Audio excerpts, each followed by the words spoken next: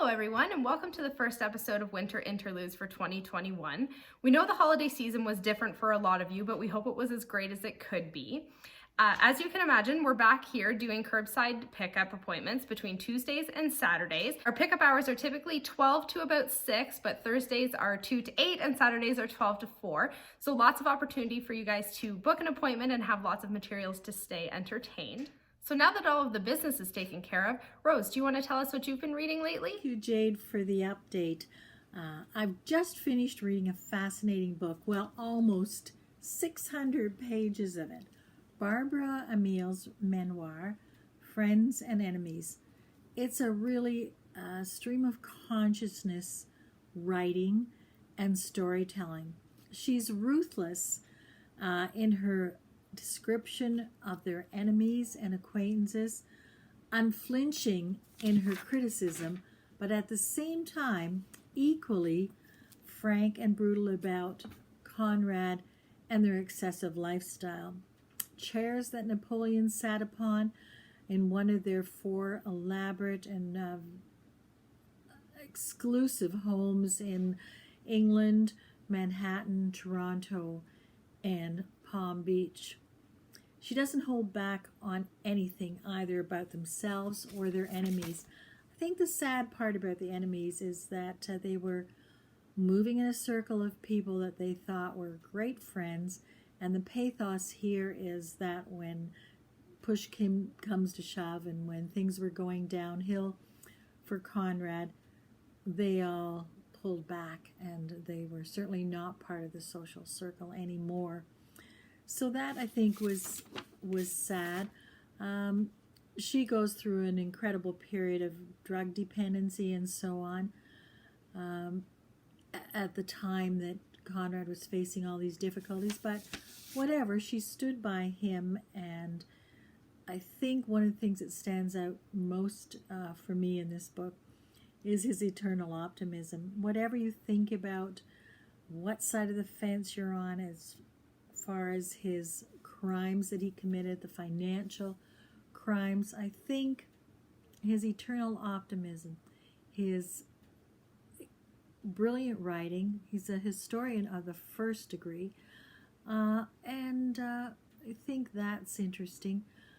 How they pulled their life back together again. I mean, she's in her 80s now. The other part of this book that's interesting as you get right to the end is that she categorically names all her enemies or their enemies and friends. So the list in Canada, the list in the United Kingdom, and the list in the USA. And that is probably a first ever of something like that being done in a book. It's just another little interesting aspect to their lives and to how they regard the folks and their long journey through this financial hell, I would have to say, in many cases. And I think those are all kinds of interesting things that make this book as fascinating as I found it. Not normally the books or a book type of book that I would read, but in this case, I would recommend it. I want to start off this year by talking about the first book I finished in 2021, which is Dread Nation by Justina Ireland.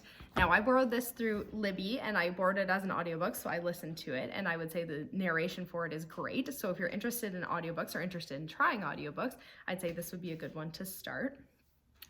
The setting for this book is reimagined America just after the Civil War, which is kind of interrupted by the rise of zombies, right? So at this time, in this reimagination, young women of color and young First Nations women are sent to institutions not unlike the residential and segregation schools we saw in history, but the goal of these schools is to bring them up in etiquette and also combat so that they can fight and protect certain people in society from these zombies. Jane McKean is our main protagonist, and she's attending one of these institutions, and she's great at combat and she's brilliant, but she's really just biding her time to get through this graduation so that she can get back home to her mom's house. In between this, she and her nemesis, Catherine Devereaux, end up at a conference in Baltimore, and they see these professors doing tests on people of color with a vaccine. Of course, this spirals out of control, and then Catherine and Jane are kind of found in this hard place between shamblers, which are the zombies, and then the powers that be wanting to create these utopian cities and all of the terrible tragedy that goes on in between there. But luckily, these young women have their wits about them, and they are ready to take on this problem. So once again, that is Dread Nation by Justina Ireland. We want to thank you guys for participating in another one of our virtual programs. If you enjoyed this video, please like and subscribe to our YouTube channel.